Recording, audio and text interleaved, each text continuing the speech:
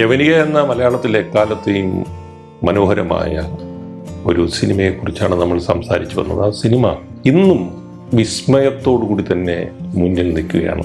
അയ്യപ്പൻ്റെ ഫോട്ടോ, പല സൈസിലുള്ള ഫോട്ടോകൾ എടുത്ത് നോക്കിയിട്ട് മമ്മൂട്ടിയുടെ കഥാപാത്രം തബലിസ്റ്റ് അയ്യപ്പൻ എന്ന് പറയുന്നതും അസാധാരണമായ വേഗതയിൽ ചലിക്കുന്ന വിരലുകൾ തബലയിൽ വിസ്മയം തീർക്കുന്ന രംഗമാണ് അയ്യപ്പൻ. മിസ്റ്റർ അയ്യപ്പൻ തബലിസ്റ്റ്.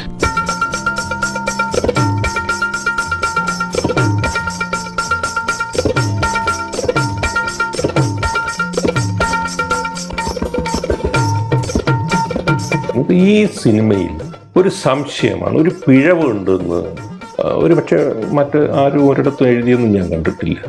ഒരു പിഴവുണ്ടെന്ന് തോന്നുകയാണ്.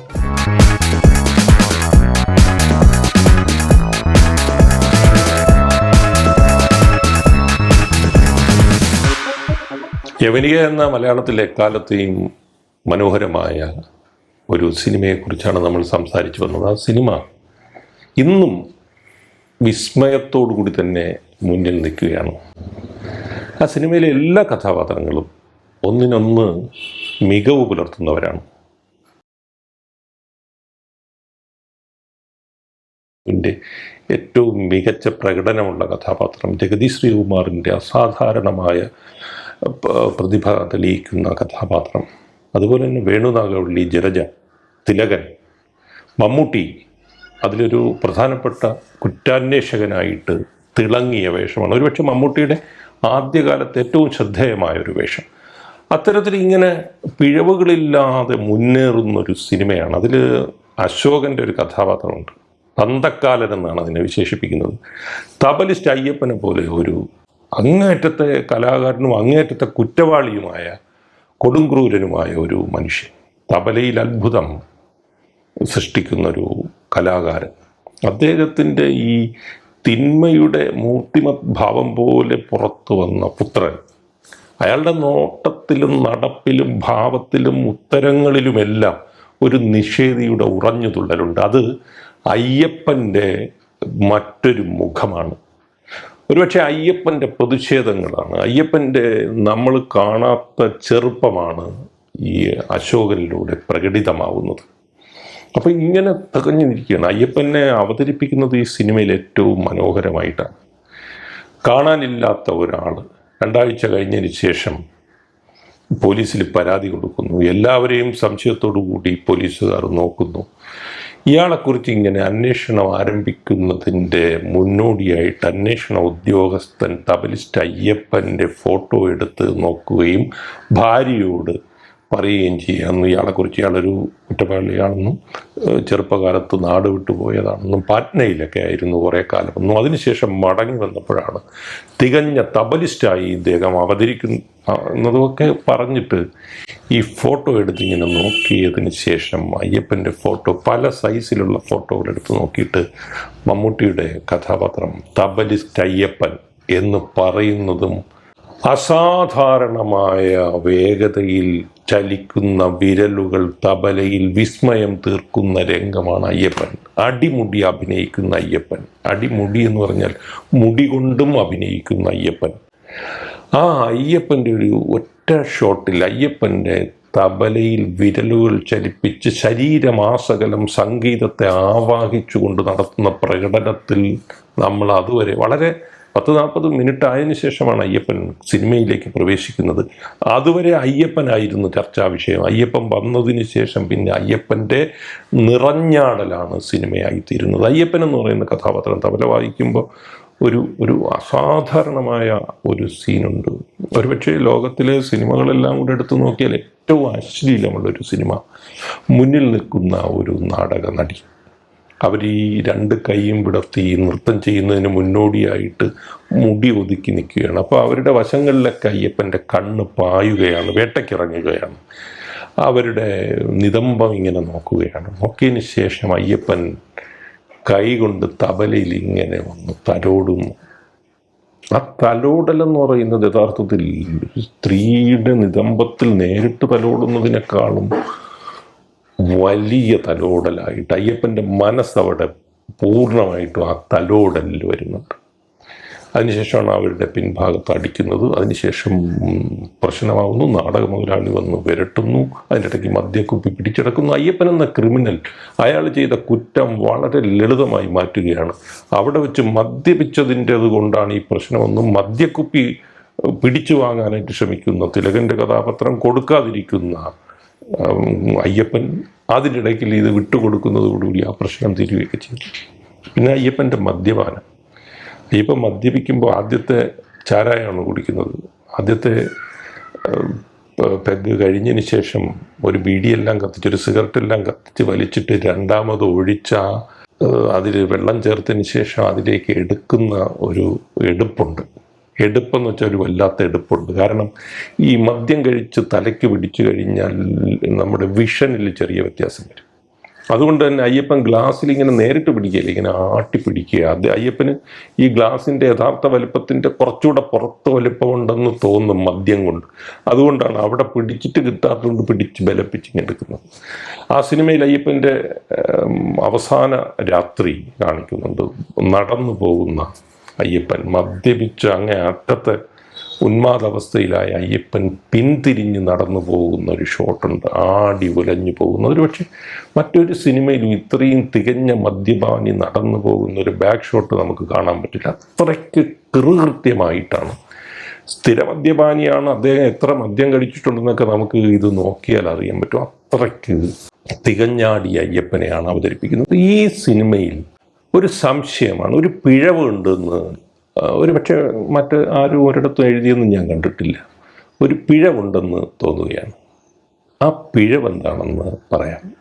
ഒരു ദിവസം രാവിലെ അയ്യപ്പനെ കാണാതായി, അതിൻ്റെ അന്വേഷണങ്ങൾ നടക്കുന്നുണ്ട്. എങ്കിൽ പോലും നാടകം അതിൻ്റെ രീതിയിൽ പലയിടങ്ങളിൽ കളിച്ച് മുന്നേറുന്നുണ്ട്. ഒരു ദിവസം രാവിലെ ജഗദീഷ് ശ്രീകുമാറിൻ്റെ കഥാപാത്രം വരുണൻ പത്രം വായിച്ചു കൊണ്ടിരിക്കുന്ന വളരെ കാഷ്വലായി, കലാകാരൻ്റെ ജഡം കാലിച്ചാക്കിൽ കഷ്ടം എന്നൊക്കെ ജഗതി പറഞ്ഞ് വായിച്ചു പോകുമ്പോഴാണ് ഇത് ഈ സംഘത്തിലെ കലാകാരൻ്റെ മൃതദേഹമാണെന്ന് സംശയിക്കുന്നു എന്നുള്ള നിലയിൽ വരികയും ഉടൻ തന്നെ വിളിച്ചുണർത്തി ആ സംഘത്തിലുള്ള എല്ലാവരെയും ഈ വാർത്ത അറിയിക്കുകയാണ്. അയ്യപ്പൻ ആണ് മരിച്ചതെന്ന്, അയ്യപ്പൻ്റെ ബോഡിയാണ് കിട്ടിയതെന്നൊക്കെയുള്ള തരത്തിൽ ഈ വാർത്ത ആ നാടക സംഘത്തിൽ പ്രചരിക്കുകയാണ്.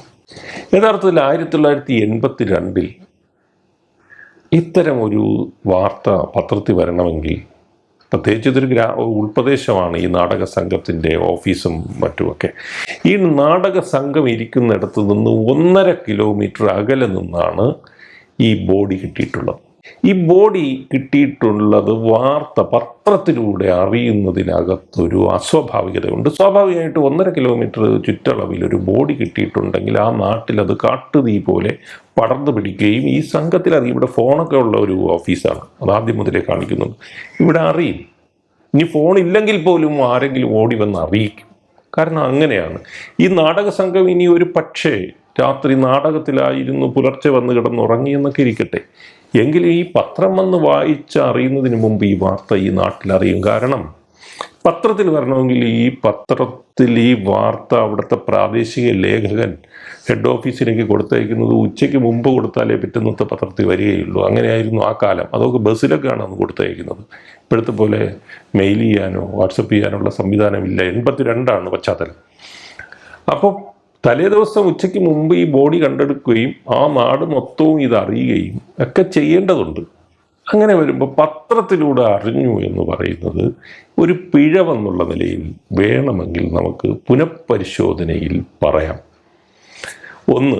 രണ്ടാമത്തെ കാര്യം, അയ്യപ്പൻ മദ്യപിച്ചതിന് ശേഷം രാത്രി വീട്ടിൽ ചെല്ലുമ്പോൾ രോഹിണിയുമായിട്ടുള്ള വാഗ്വാദങ്ങൾക്കിടയിലാണ് കയ്യിലിരുന്ന കുപ്പി തറയിൽ വീണ് പൊട്ടുകയും ആ പൊട്ടിയ കുപ്പിയെടുത്ത് ഈ ജലജ മറ്റ് നിർവാഹമില്ലാത്തത് കൊണ്ട് അയ്യപ്പൻ്റെ വയറിൽ ചങ്കിൽ കുത്തി കയറ്റുകയാണ് ചെയ്യുന്നത്.